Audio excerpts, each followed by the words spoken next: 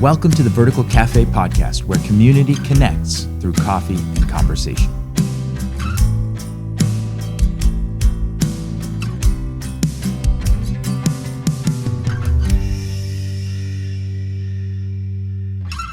Welcome to another episode of the Vertical Cafe podcast. I'm Ian Campbell. This is Rod Profrock to my left, and today's guest is Ken Tangel. Yes. Thanks for being with us, Ken. It's a pleasure to be here. Thanks for having me. No problem. Ken is a. Do you live in Warsaw?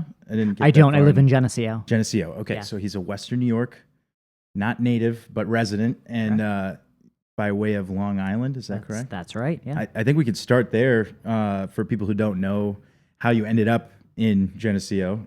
Just give like a little brief history. So this is like the third person that we've interviewed that is not that has made the journey and somehow has ended up in Warsaw, New York, or surrounding area, Wyoming County. Close enough, right? Close enough. I would say Geneseo. Smidge better. Yes. Upper class. You're moving up. Yeah. Not where I live, but we'll just. So I grew up on Long Island. I grew up in a little town in Suffolk County called Holbrook. And my wife actually grew up 10 minutes away in Farmingville. We met in high school. When it was time to go through colleges, I was looking at some higher brow colleges, Brown and things like that, because I was a snob. And my... no offense to anybody who goes to Brown. And my AP history teacher said, you should check out Geneseo. And I was like, no, I want to go to state school. But my girlfriend, now wife, really wanted to go. And so we checked it out. And I loved it. I just fell in love. Walked on the campus, fell in love with it. Like the crown jewel of the SUNY system. It's like you walk on the campus, it's like an Ivy League school, but significantly less expensive. Yeah. And I feel like I had a really great education. So after I graduated, we went back to Long Island, spent just about a year there, and just decided we didn't want to raise kids on Long Island. A little bit too crowded. I found myself not really liking people just because of the rat race, and it's so congested. It's very difficult to start a family, just financially. So we moved up here. Really, I didn't want to come back to Geneseo. It was too small for me. I was looking at like Western Massachusetts, Amherst area, somewhere in there, Providence. And I made a deal with my wife that if I got into grad school, we would go, and if I got in nowhere or if I got into Brockport, that we would come to Geneseo. Sweet. That's how it happened. Where'd you get in? I got into Brockport. I only stayed for one semester. Okay. Nice. But that was just the way the Lord led us here. Yeah. So. Yeah. It's like he said, third person or so, and even just constantly meeting people at the cafe that have never been here, but they live in Wyoming County. It's like crazy to hear all the different places that people come to Wyoming County from, and there's a good percentage that are not from here. They're not from other places. They are from here, so it's fun to see the mix. Because what else is interesting too is that you also are married to your high school sweetheart. Then I am. That's very interesting. And so you were saying you went to separate schools, or no? We went to the same high school. Same high school. Yeah. So we didn't meet until junior year, though. So I graduated with over 1,000 people. Our high school in our district was huge. So we went to different elementary schools, different middle schools. 9th and 10th, we were in the same high school but never met. And then we went to the 10th and 11th, or 11th, 12th goes to a different building. So that's how we met. We had a mutual friend, and we met in the stairwell of our high school. Nice. Very good. So how did you guys classic run into each other, books fall on the ground, and Ken's like, oh, let me get that for you. No. Okay. No, actually we started, so as it turned out, it's just funny how the coincidences work. Both my wife and I vacationed in the same spot in Pennsylvania called Shawnee on Delaware. It's a timeshare. My grandparents had a timeshare. Her dad had a timeshare, and so we had grown up going there, and so that's really was our first conversation. Wow. That's awesome. Yeah, we just kind of. It's funny hit it how off. that happens. Yeah, I met my wife in New Mexico, but I'm from Bloomfield and she's from Perry, so we have mutual friends like growing up in Christian families and stuff like that, and but never met each other. So it's like weird that we met there, but that's the way it goes. That's awesome. So, Ken, did you grow up in a Christian home? Not as such. So we grew up Catholic. Okay. It was not growing up. So,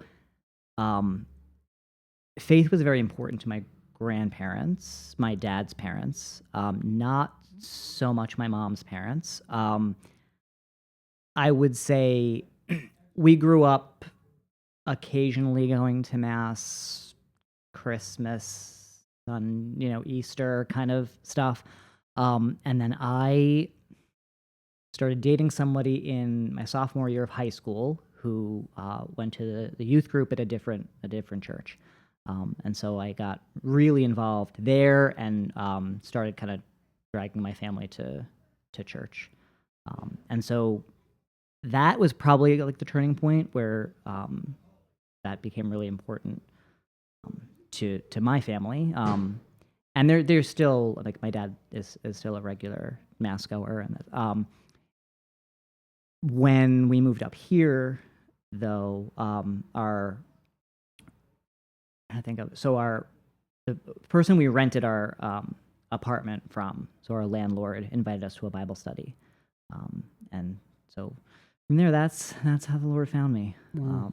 And so we switched churches, and Now, did both of you have larger families? Did you have a lot of siblings or no? I have one sister. You have one sister? Yep. Okay. And Laura, my wife, has two. That's two. Okay. Yeah. So not really, although her family is enormous. So her mom is one of seven. Okay. And each of them have 3 to 7 kids. Gotcha. So we fast forward. You find yourself in Geneseo. You're married, and you begin to have children. And then, for whatever reason, you can't stop. And Fairly accurate. And so, how many do you have? I don't know. I stopped counting You a stopped couple years ago. counting. Okay. Yeah. No, we have 7. You have 7. Yep. Okay. We have 7 biological kids, and then we have 2 kids that we call our borrowed kids. Okay. That are older that we kind of helped raise. Sure. Very good. Okay. How did you get into helping raise those kids? Is that was that a It's called fatherhood. no the borrowed kids? Okay. Yeah, the 7 you're on the hook. I was for stuck those. with those. Yeah. So we had a single mom in our church who asked for help just watching the kids here and there, and they just fit in really well with our family. And they kind of stayed. So just as different things happened throughout their lives, we were there. Taught our oldest is Jade, taught her to drive, took them to Disney, just family vacations and things like that. And yeah, that's cool. Like impromptu, not even foster care, but just like support. And it was similar. At some points, it was kind of like unofficial foster care, and at other points, it was more just us helping them out. I would take them to school every morning, and Rod obviously has experience with foster care and adoption, and there's quite a few Christian families in the area that I think recognize that need and kind of step up and get involved in that. Growing up, I didn't know a lot of people that had fostered kids in their family or adopted them. So it's been cool to come over here. I don't know what was in the water or whatever, but like people have stepped up in that way. It's an important need in the community. Yeah. You actually, did you meet Ken through his work at Hillside, or I believe, is that where we initially met, or was it through Yes. It was through Calvary Chapel, or no? Where we initially met was I did foster parent training. Yeah, Okay. I did foster parent. Right. I did crisis management training for foster parents. So that's where we Through Hillside. initially met. Right. Yeah. So you've always had this heart to mentor children, young adults, teens, correct? And has that always been with you, even through your younger years, through high school? Did you find that you were leaning towards this, or? So I would say yes. If I'm looking back on it, I was pretty close with my cousins who were younger than I was growing up, and I would watch them, and that was, that was important to me. I feel I've always been involved in like Sunday school of some sort. When I went to school, I wanted to go to, for psychology, and at that point, I think I really just wanted to help people, but really I wanted to make money. And then I got a job in human services, and I think I help people, but the money has not been realized yet. So. Right. Yeah. In your field, really, the reality is you can't do it for the dollars. No. It just, in the care field or whatever you want to call it. There's no amount of money that would, there's an amount of money that would make it easier, but there's no amount of money that would make it worth the challenges that you go through. And you did go to school for, what was your major? I dual majored. So undergrad, I dual majored in psychology and political science. I was really interested in both of those. And then my master's degree, I have a master's degree in biblical counseling. Okay. Where'd you get that? Trinity Evangelical Seminary. Cool. Where I got that. So have you always worked in the social service field? Yeah, well, other than this 2-year period where I worked in my dad's company as a draftsman, I was really gifted at that, but hated it. And I always encourage people that they should try before you make a career decision. You should give it a shot, because I was very good at it and it was miserable for me. I hated it. Loved doing it for fun. It's really funny. Yeah. Hated doing it. I know a guy who's a professional artist. Like he paints, and like George Lucas, he got into some Star Wars vein of art that he can go to the conventions and everything. And but so George Lucas has some of his paintings. He's really good. And this guy is always like, I think I should have been an engineer. Like, I think I would have liked that more, which is like the exact opposite of everybody else that's an engineer. Anyway, it's that story. So you mentioned the master's in biblical counseling, and I think that like counseling and psychology makes sense probably to a lot of people that cross over there. But I don't know. In my experience, I know people that love Jesus and care a lot about the Bible and would definitely be counseled by the Bible. But when it comes to psychology, there's a bit of like you got to get over that speed bump of like, that's a hot button issue. So for you, I don't know, how have you found that those things go together in your experience or in your practice? I think first I would say that I think that hesitation is natural. There are some things in secular psychology that don't align with Scripture. I kind of feel from how I approach it is, really I'm looking for the marriage between mental health and Scripture. So someone who is like a pastor, they have really good knowledge of the Word, and they can share it, and they're going to pray with you, and they're going to counsel. In that way, they have great application of that. Secular mental health has a great understanding of how your mind works and some really practical skills to help adjust behavior, adjust your thoughts, things like that. They don't often overlap well, right? They don't. There's secular counseling doesn't necessarily have the truth of God's Word, and pastors don't necessarily have the understanding of mental health. And so that's always been for years, that's been my bent, is to be able to wed both of them.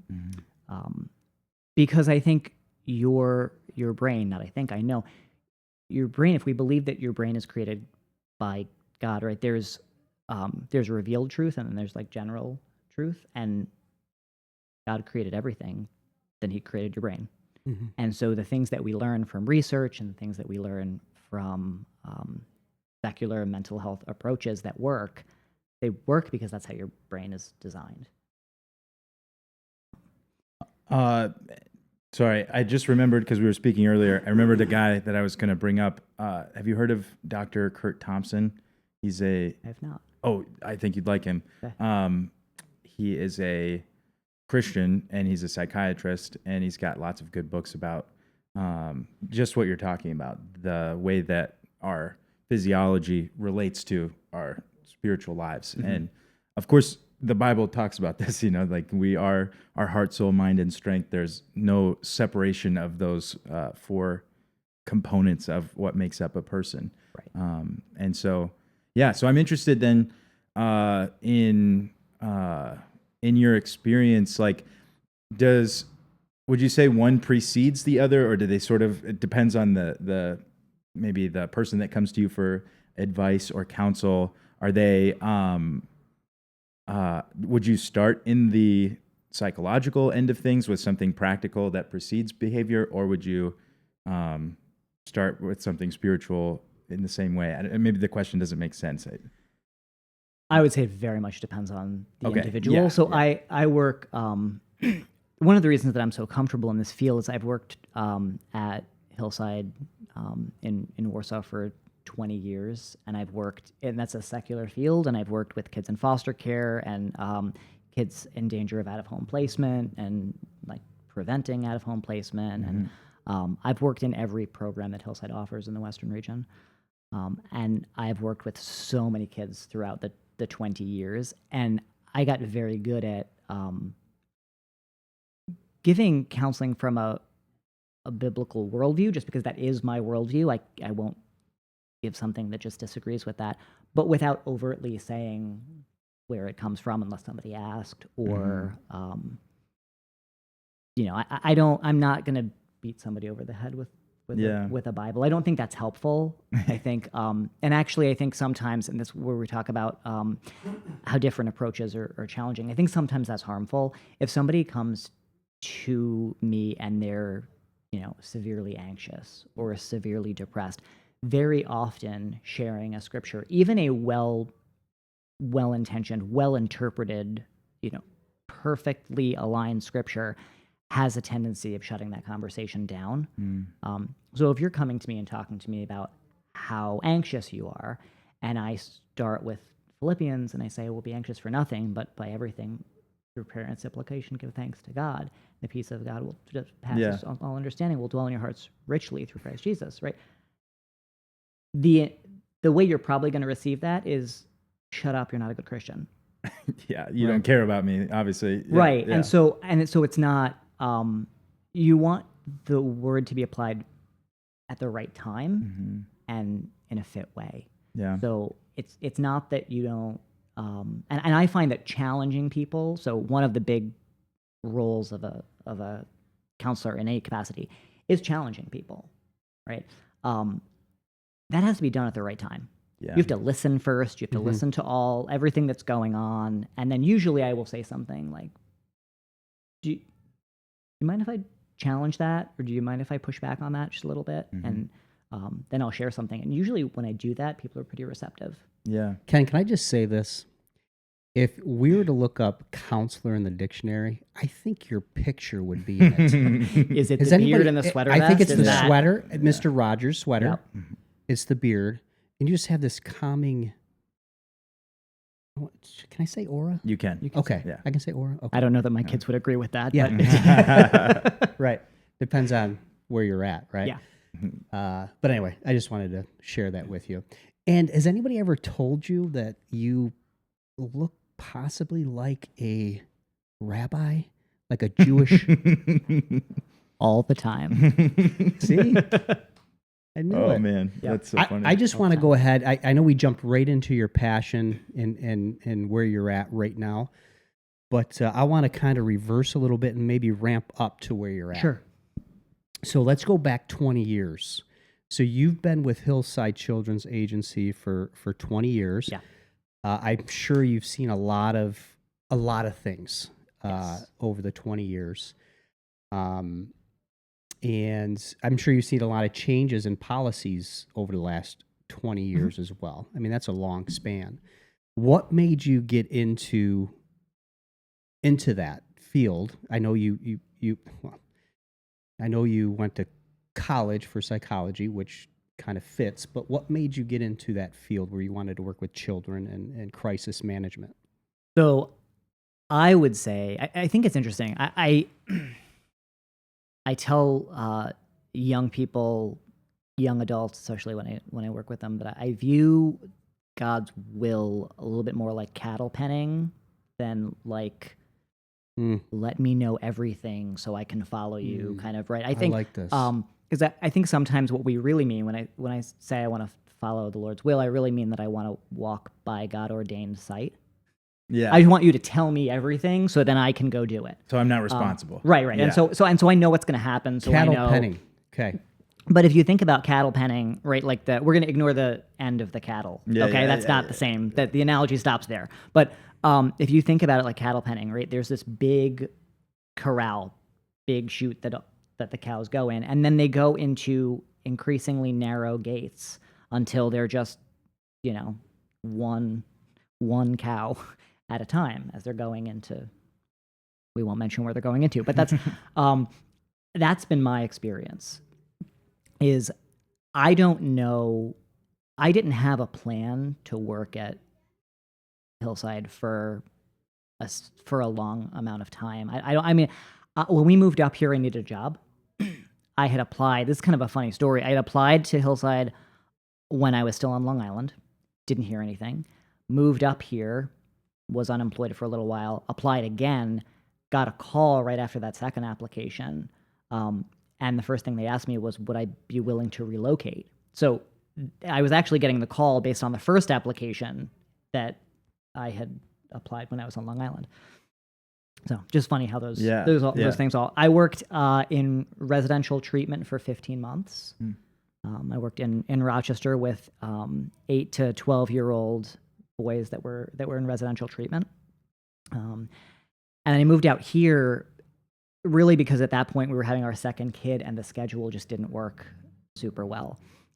And I've been out here ever since. I can't tell you, Rob, that I ever really thought I would stay. Mm-hmm. I think this is just where, the Lord put me there and he hasn't moved me on. Mm-hmm. So here I am. Here you are. Here I am. And we're thankful that you're here, to be honest. And I don't just say that. I think you've done a lot of great work over there. We are involved in a couple trainings. You've got a gift, and I think God is using it right now at Hillside and other places, and we'll get into the other places soon. And I just want to make a note. People might be seeing me, or you might be. I'm looking at notes on my phone. I'm not actually scrolling through Facebook or texting other people. Okay. I just wanted to. Is there anything interesting on there? There's a couple things. Okay. And so, but anyway, so here you are. You start at 20 years ago. You start at Hillside. And what do you? What's your first position there? How do you enter in? I was called a YFDS because Hillside does nothing if not name things dumbly. And that was a Youth and Family Development Specialist. Oh, I was 21, and my first interview, this is really funny. I went into an interview, and I did what you do for an interview, which is you wear a suit. They did not tell me that my interview was going to be a discharge party, including all of the 10, 12, 15-year-old kids that were there. So it was a big party, and I ended up talking to a kid. And I think they just wanted to watch how I would interact with the kids. I didn't know that at the time. And this kid who, to my best recollection, was in because of a bomb threat at a school. We were talking, and great conversation with him. And he ended the conversation by saying, I really like you, and I think you're going to do well here. I wouldn't wear the suit when you come to work. Thank you, 12-year-old. I very much appreciate that. And ever since then, you immediately went out and bought the sweaters. The sweaters, that's it. That's great. Sweaters. Okay. Yes. Yeah.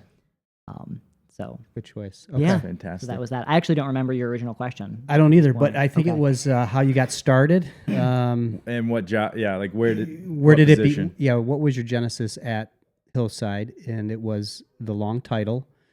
YFDS. Yes, so that was my initial title, and then I moved out to Warsaw, and I was a skill builder. I may have actually had that same title for a little while. They changed all the titles at once. But I was a skill builder, and I worked with kids in the community, in foster care, in other mental health programs, and I would take kids out in the community and work on skills with them. So those people that don't know, Hillside Children's Agency, do you have a little bit of history, quick history on them, when they started, why it was started, who it was started by? Yeah, yes. So I believe we are 200 years old now, just about. I think it was late 1800s, so it might be 150. It was started as an orphanage in Rochester, and then it transitioned from orphanage to like care home for kids that were at risk. Okay. And then it is expanded in the Western region into like foster care, and I now supervise a care management program. Okay. So care management is basically it's somebody to be the hub of the wheel for all of a kid's services. So doctor, dentist, mental health, school, probation if they're on probation, specialists, any of that stuff. And it's like a highly trained personal assistant for a parent and a kid. They have to have either one diagnosis that qualifies them as seriously emotionally disturbed, or two kind of chronic mental health or medical conditions, and be on Medicaid. And the purpose of the program from the state's perspective, from our perspective, the purpose of the program is to help parents, support their kids as best as possible. From the perspective of the state, it's to reduce Medicaid costs, because people that are on Medicaid that get preventive services tend not to use emergency services when they don't need to. Yeah. So Or are get you hospitalized for mental health reasons. Right. Right. Okay. So is Hillside largely funded by the state? Yes. Yeah. For different programs. Gotcha. All right. Do you know anything about the founder of the orphanage 150 years ago? I do not. That'd be interesting. Okay. Very good. And Sometimes people who do podcasts do research. yeah, well, I don't have that in my notes here, but I could quickly look it up. That would be a Usually, good deep well, cut. typically, people that work for an organization over 20 years would know the founder. Valid. Shots fired, you guys. Come yeah, on. Keep it civil here. Do you have any crisis management advice for us right now? In this, Oh gosh. How do is we that de- different than you know, conflict wait, management? Here's the or- word. How do we de-escalate this Ooh, very good. crisis we're having here? Active listening. Okay. Yeah, I'd use active listening. Okay. How's Rod's posture here? Is that It's pretty good. yeah? Yeah. You're a little closed off. He looks but comfortable. you are comfortable though, so. I am comfortable. Yeah. I'm just comfortable like this. Yeah, I feel like even the crossing the arms can be looked down upon. It can be very foreboding, but it's like if you're comfortable, if you're friendly, if you're really listening, I think you can bypass that. Is that I would true? say, yeah, I think that I think a lot is made of things like don't use filler words, like Yeah. I just did, or cross your arms. Or it's more important, in my experience, it's more important that you're genuine and authentically you. Yeah. So, for example, sarcasm is my love language, as you can see.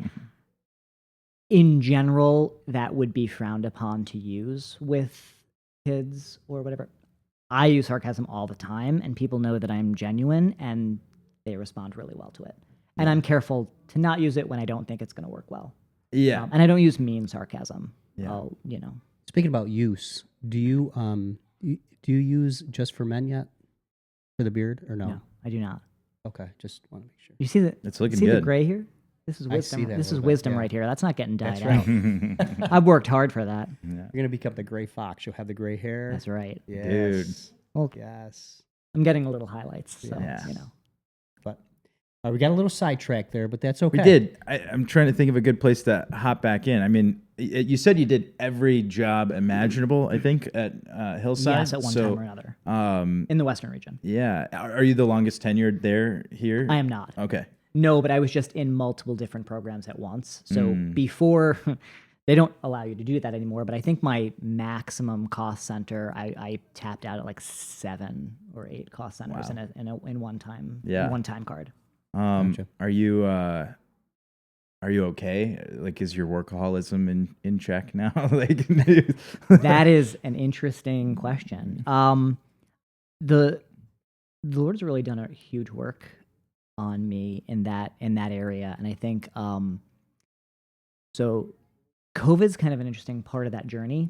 So I was at a meeting of a ministry that I worked at in 2019 October, and everybody was going around and giving their like, this is my word of the year. You're like, my word of the year is grace. My word of the year is whatever. Anybody who knows me knows I'm a little oppositional, so I hear that and go, that's stupid. I'm not doing that. And the Lord prompted me and said, your word of the year is Sabbath. And I said, that's adorable. You didn't hear me. That's stupid. I'm not doing that. And he just kept, your word of the year is Sabbath. Your word of the year is Sabbath. And so we had really wanted to get into rest a little bit more. And as a rabbi. Yes, as a rabbi.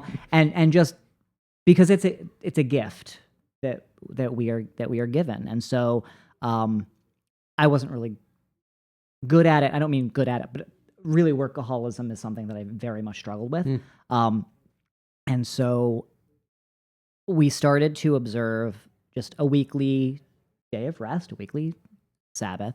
And then in March, the world shut down. And the Lord just blew my understanding of that apart. And he was like, now I'm going to teach you what a restful life looks like. And so I did things like not set an alarm and just wake up and start working when I woke up and start working. And little things. I feel like the restful, I take more vacations than I've ever taken. And I think there are two major things that I've learned. The one is I very much need a weekly reminder that there is a God and I am not him, and work will be there the next day. Nothing that I do, and I say this as someone who does crisis management, as someone who works privately with clients doing therapy, as I work with really some significant crises at some point. And you know what? For the most part, it'll be okay. Yeah. I don't need to be there. I don't need. It's not my job to take care of everything. Yeah. That's one thing, and the other thing that is very much impressed upon me is my job will at work. My job will be posted before my obituary is posted. I'm 100% replaceable at work. I am not replaceable at home. Yeah. That's where I'm not replaceable. And so for a long time in my life, because of a lot of things, but workaholism being one of them, and people pleasing and stuff like that, I would disappoint my family so as not to disappoint work.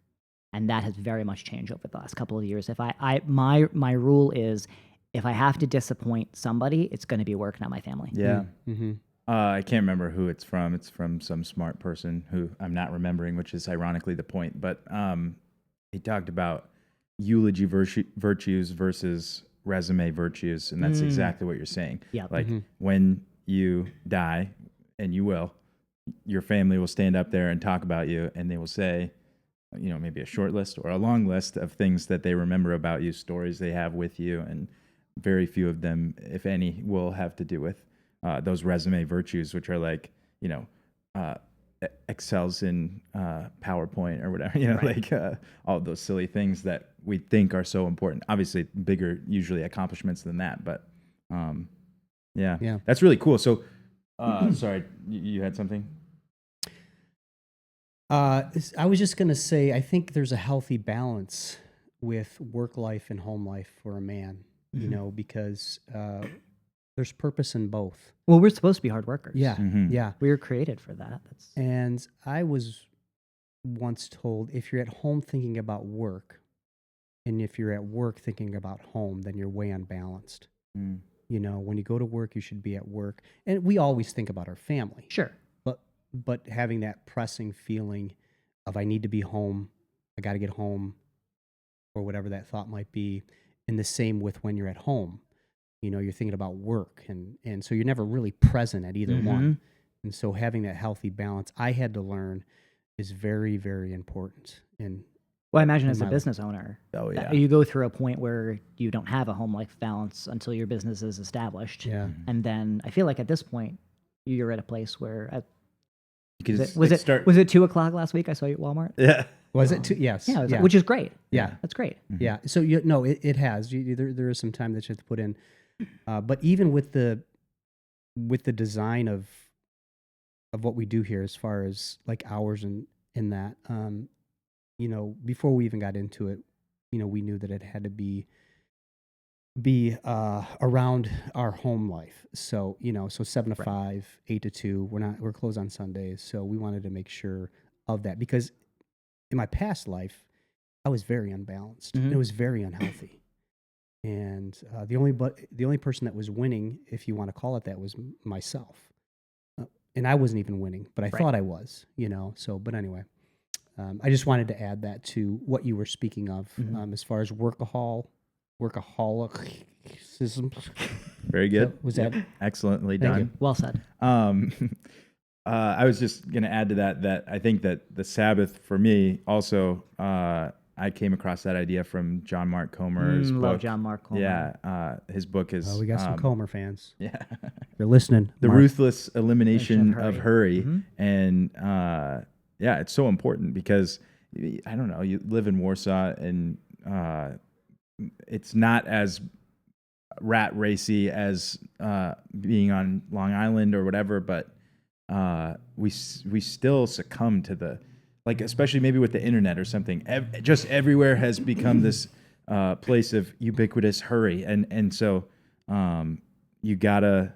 I feel like COVID was a net positive for a lot of people because it slammed the brakes on your constant 24/7 lifestyle, and even here, like closing on Sundays, that's kind of a big deal. Like nobody does that, and it's not like purely a business decision. It is because it reinforces what you're able to do the other 6 days of the week. But I think that's like the third leg of the stool is recognize, like humbling yourself in both your home life and your work life to recognize that there is a God who is in control of your home life and in control of your work life while you are taking some responsibility to engage in one or the other. And I would say for me, like Sabbath 2.0 was not trying to cram 7 days worth of work into 6. Because that was the beginning of it was, well, now I have to get all this stuff done. And it was more, you know what? I can drop that. Not I can. At a certain point, it went from not I can drop that to I don't want that to be part of my life right now. It's And too it'll be there much. Monday. Right, but even like job things but it's just too much. So in your role as a manager or as a leader, do you have a hard time delegating? Because sometimes that takes the weight off of. I don't anymore. You don't anymore. Love delegating. Yeah. And I think part of that is my team is great. Right. But no, I think That's a big- I would That's a even big add thing. part of that.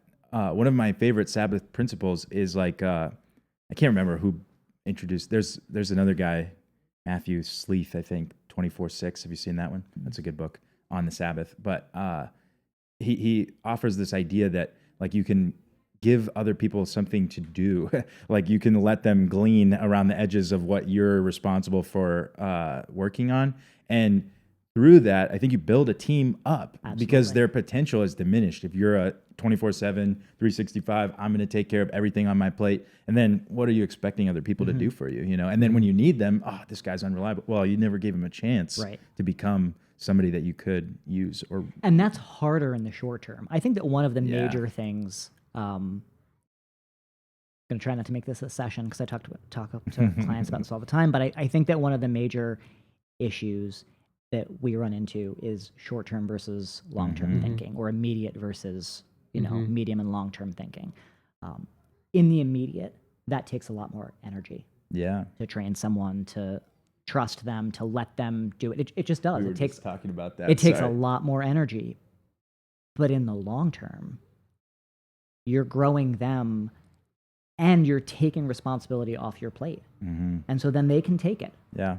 It's kind of like I'm not needed. I don't home want life. to be. I want to be needed at home. I don't want to be irreplaceable anywhere else. Yeah. I want to be yeah. replaceable everywhere else. But it's almost like I was going to say a similar point. I don't want to contradict. I agree with what you said, but the home and work life balance, like when you're parenting your kids, like you don't want to be responsible for everything. Like you don't want to be irreplaceable in your 8-year-old's going to the bathroom. You know, like you could figure that one out. You can take responsibility for that, or cleaning up your room. We were talking about that for your kids. Like so there's an element of I don't know, like it's built into the way that human beings live their lives. We train up people who don't know how to do things so that they can take responsibility and then do the same, you know? So, and I think in a home setting, and at work too, but in a home setting, when you have to do everything, what you're telling your kids, what you're telling the people you supervise is that you don't trust them to be able to do it. And you end up raising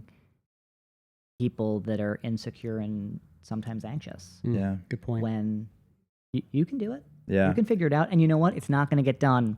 When my 5-year-old cleans the bathroom, it does not get done the way, well, it doesn't get done the way somebody else does. It probably gets done about the same way I do it. But, Yes.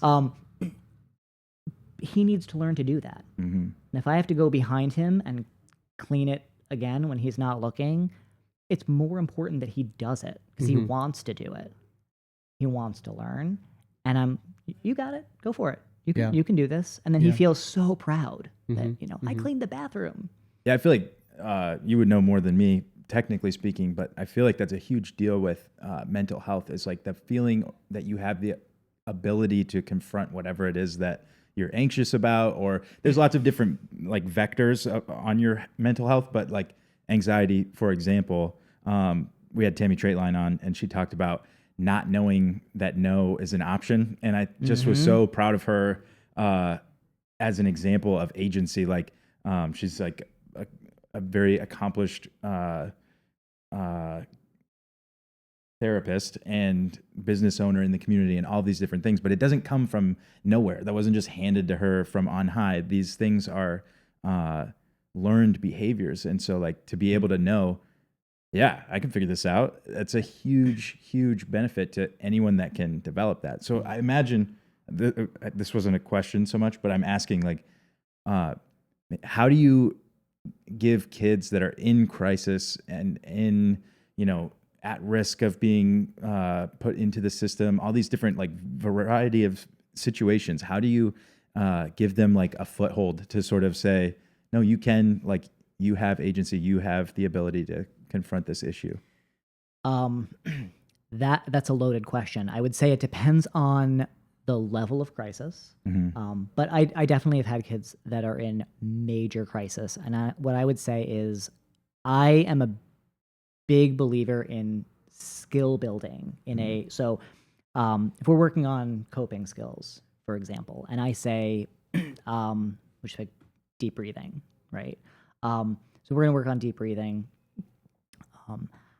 We're going to do that practically. So the goal is when you start to get stressed, you're going to deep breathe. But the problem is your brain, this goes back to we are fearfully and wonderfully made, right? Your brain exists basically in 3 main sections. So the whole top of your brain, the majority of your brain is your thinking brain. And that is where language is housed and problem solving and all of that stuff is up here. In the middle of your brain is your limbic system. That's your emotional brain, and it includes a little structure called the amygdala that functions like a mental smoke detector. It's a threat detector. So when it goes beep beep beep beep beep beep beep, very often, especially for traumatized people, not just kids, when that goes off, you go into your survival brain, which is like your brainstem, and that includes all the things that you don't have conscious control of: blood flow, digestion, but it also includes fight, flight, freeze. Yeah. And so what often happens is when we're doing coping skills, we're talking about deep breathing. Well, that's in your thinking brain. That's up here. And when you get stressed, very often there's like a trap door that closes on that thinking brain. And so it's not that you're not using that coping skill, it's that you can't access it at the time. It's not part of the habit chain that happens, right? So if you think about either of you guys and you're having an argument with one of your kids or your spouse or whatever, it's scripted. You can pretty much tell me what the next argument you're going to have with Roseanne is, and what it's going to be about, and what she's going to say, and what you're going to say, and what she's going to say, and what you're going to say. Right? I mean, it's when you've been married as long as we've been married, right?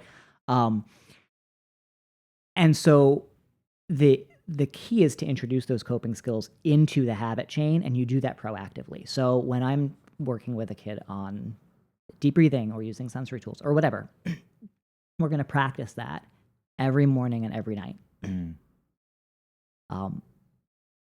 Eventually, that will automatically start to be used in a time of crisis. The key, and I think where it connects to your question, is that gives them a sense of agency, gives them a sense of control. So depending on how traumatized a person is, they don't necessarily know what a calm body feels like.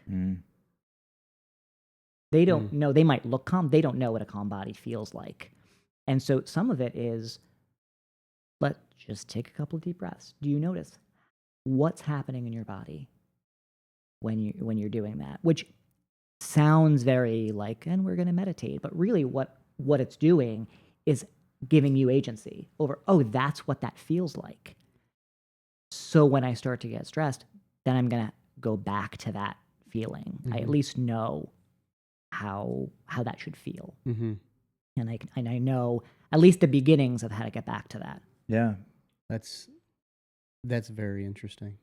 Yeah. And very, very practical. I love the practicality of it. And it reminds me of the scripture that you quoted earlier, when you spring it on somebody and expect them to just apply Philippians 4, like, go for it. Don't be anxious. Don't worry about this. That's very top-down thinking brain, not meeting them where they're at. And one thing that I've heard about, I guess, counseling or therapy, anytime you're listening to somebody, really, is you want to match sort of the cognitive space that they're in. So if they're thinking brain, then you can speak to that part of them. Or if they're more in the, I can't remember the term that you used, but like the survival brain. Yeah. Then you're going to want to match that sort of energy, not erratically, but just connect with them where they are, recognize that they're there. Yes. Yeah. I think, do you think a lot of people live in the survival brain part, or is it just me? No, I think they do. And I think that goes back, and it connects for me back to Sabbath. 100%. I was going there because in my brain.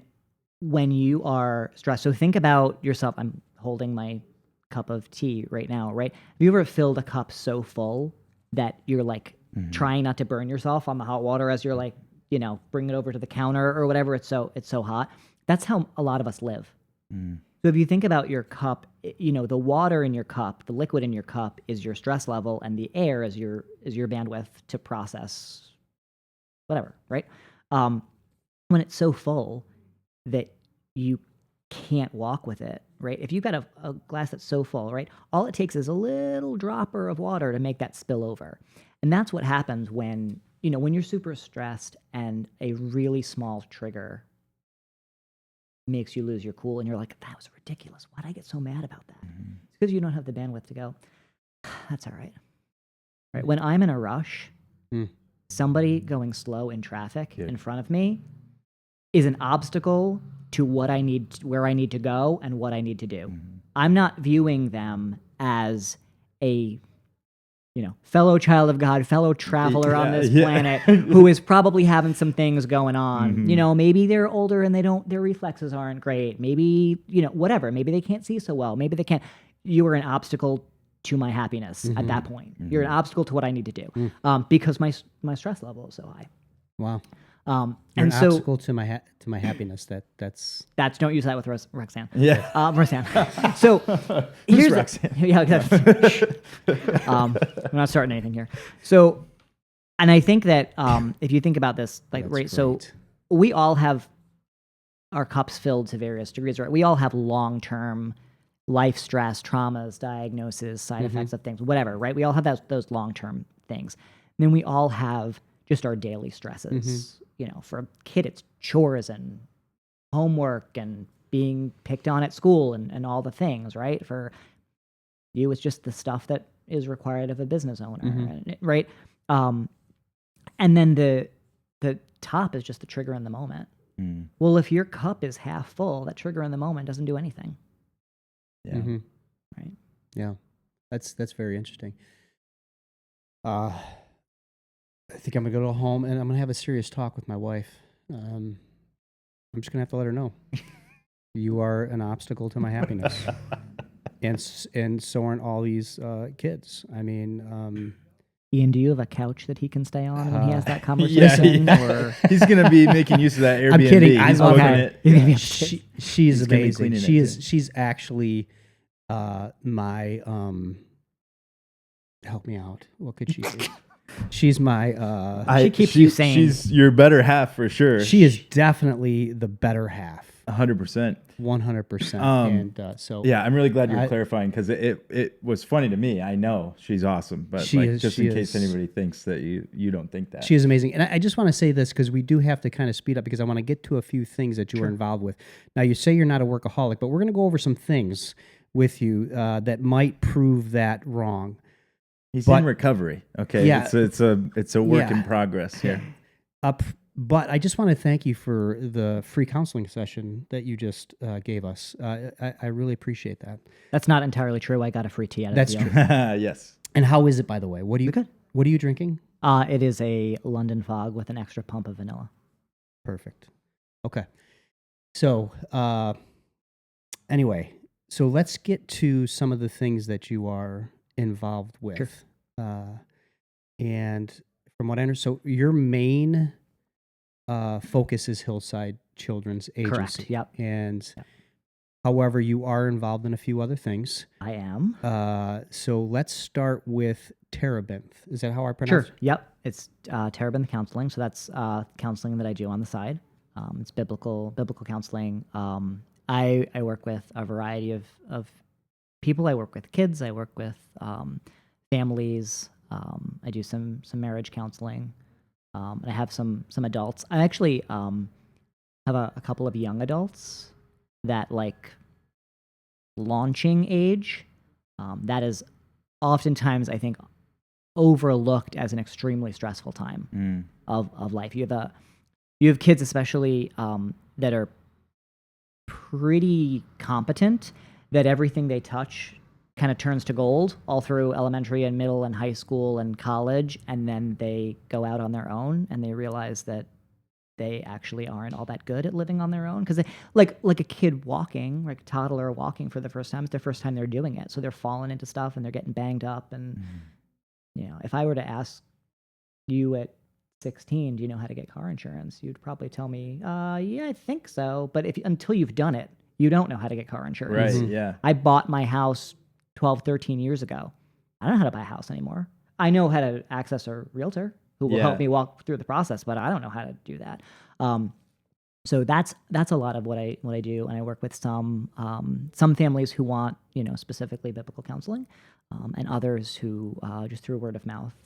Okay. They just have heard that I'm a decent counselor because people lie. I pay them to work at night. Yes. Yeah. All right. So, are you open to bring on new clients at any time? Or yeah, if I have the space to do it, and I do have somebody else that works with me that can take that on. It is the model is it's virtual and private pay, so that's an obstacle for some people. So it's all That's just virtual. it is all virtual. Okay. That allows me to work with basically anybody and not have to worry about the transportation piece of it, and not have to have the overhead of a business. Sure. And do it on the side. Yeah, exactly, and do it Yeah. on the side, and that's really important because it is very much on the side. Yeah. Yeah. Because your Hillside thing, you're down from 7 or 8 jobs to what are you working with now? 3. That's not. That's not nothing. bad. Yeah. That's not bad. You're improving, Ken. I'm I'm really impressed. doing a good job. You are. The other thing that you're involved with that I had no idea, I knew that you were doing some type of camp, but I wasn't quite sure exactly what was happening. So you are the board president and parent trainer for Camp Getaway. Camp Getaway. Yep. So can you share a little bit about Camp Getaway, what that's about? So Camp Getaway is a camp for families that have kids affected with behavioral, mental health, emotional challenges. So we are, to my knowledge, the only camp that is exclusively for families. So if you have a child that has those struggles, your whole family can come to camp.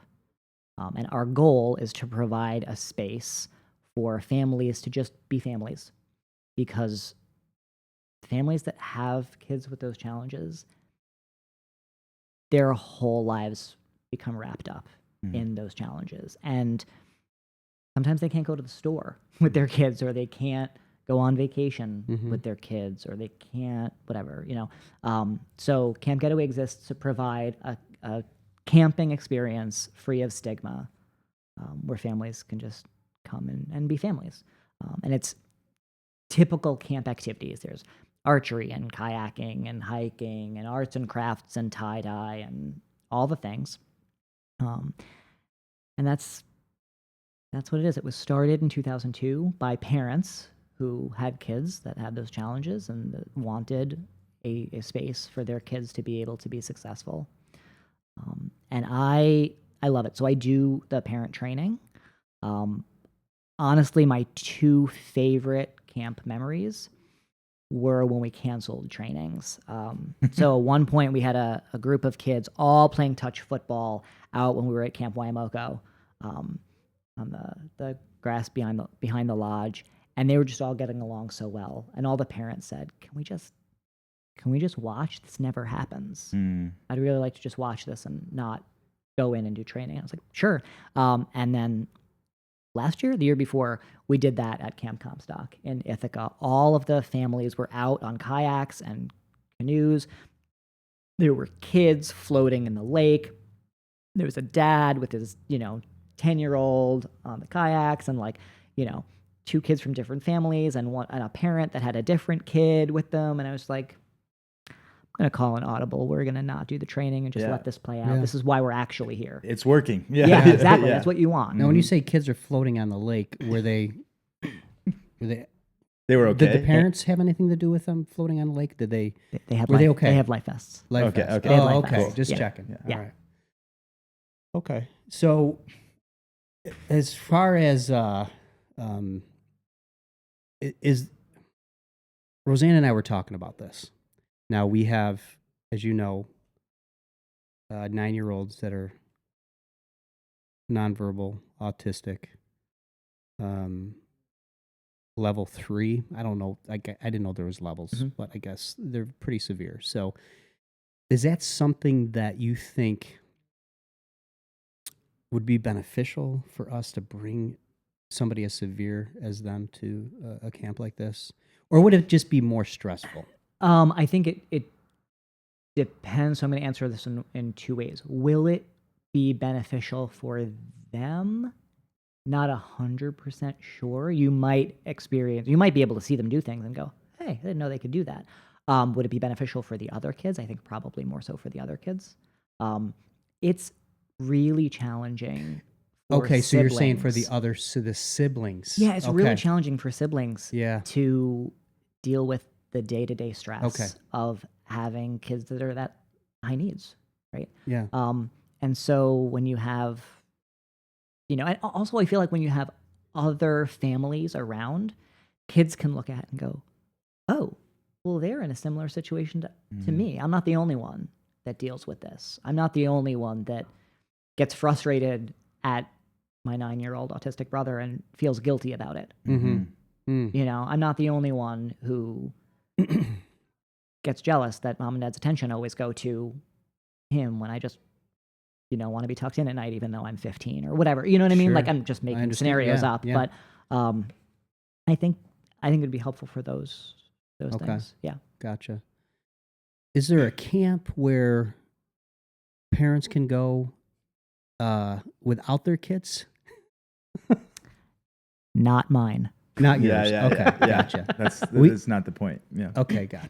That's the key. Also, the key difference in Camp Getaway is that the staff provide the programming, not outside of like when parents have trainings, parents are responsible for their kids. So we provide the programming, not supervision. Okay, gotcha. With that, I wanted to clarify what the training was about, because I feel like I just was curious about that. So like, what are you training parents to do at this camp? So a lot of it has to do with what parents want. So this past year we did crisis management skills. That was a big need. The year before we had a teach your child skills. So it's specific to their scenarios and sort of tailored to them. Yep. That's awesome. Yeah. That's great. Yeah. Have you created like a smash room? Like, do you know those rooms that you can I go do. to and just like throw things and smash things? Do you think that would be beneficial for the? As a For the counselor, parents? what's your official like position on smash rooms? It's not my speed, but my daughter was very appreciative that one existed a couple months ago. Okay. She and her boss went there and they loved it. Being the president and you're on the board, I would maybe suggest that at your next meeting. Say Maybe we should we could do a instead of doing a board crisis meeting, management, let's just do a smash room. let's just do Call it crisis management. Yeah, we call it crisis crisis management. Yeah. called crisis relief, There you go. and we like just that. go into a room and we just smash things and we throw things not at each other. Obviously. No, just it's one Actually, at a time. you probably should, one at a time, or have separate rooms for husband and for wife.